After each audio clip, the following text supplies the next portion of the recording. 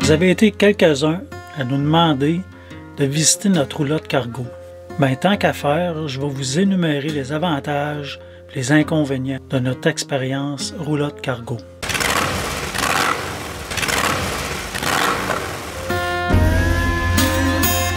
Bien sûr, de pouvoir relaxer devant un feu avec des amis, ben ça n'a pas de prix.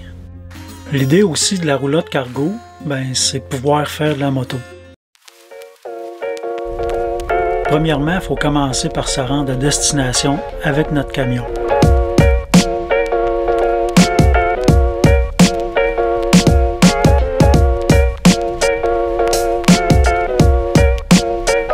Bon, ben là, je vais vous présenter Pat, Chantal.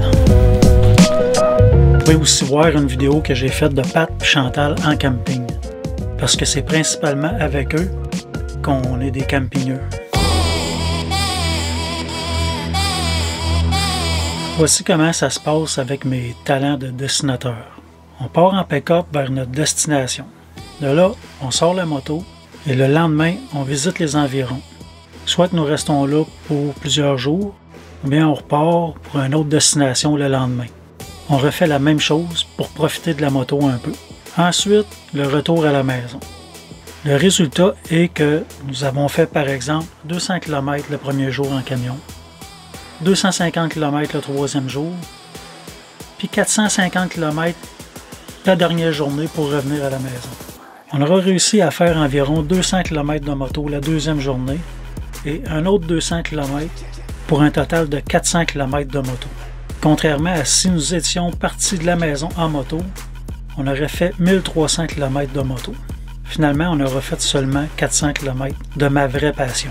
Ce petit road trip aurait pris 5 jours avec la roulotte, plutôt que 3 ou 4 jours si on était parti seulement avec la moto.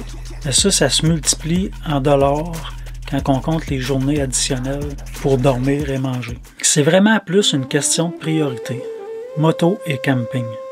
On a réalisé, Manon puis moi, que dans beaucoup de ces campings-là, il y avait des cabines avec toutes les commodités qui nous auraient permis de se rendre en moto, sachant que nous avons toujours le trailer Lug and Roll pour emmener notre petit barbecue puis toutes nos commodités.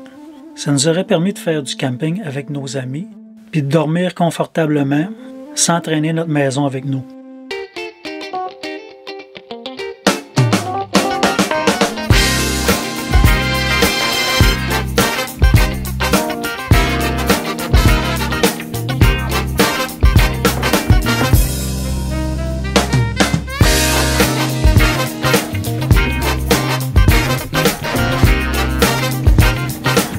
Pour notre roulotte, j'ai dû me fabriquer une rampe parce que ma roue glide est trop basse pour monter dedans, sans abîmer le plancher.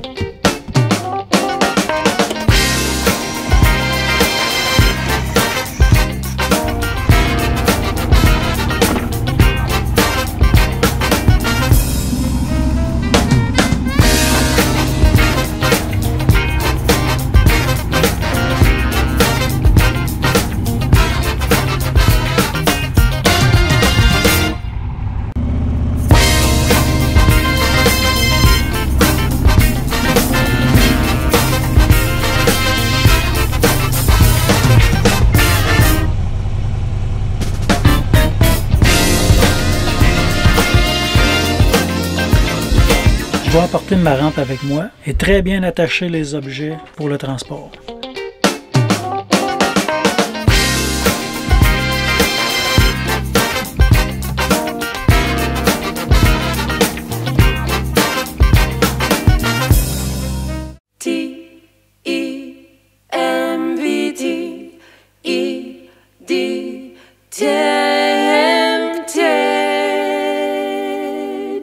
OK, là on est rendu autour du propriétaire. Pour une petite roulotte de 17 pieds, elle était vraiment complète, vraiment bien adaptée.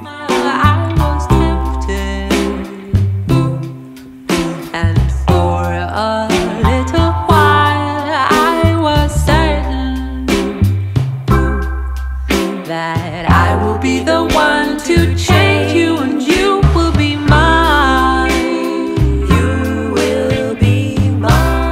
Faut compter 1 heure à chaque départ et à chaque retour pour s'installer et tout ramasser. Avec mon travail puis mes passions d'entretenir et surveiller les éventuelles fuites d'eau parce que oui, il va en avoir, mais quand? Ben ça devient un peu compliqué.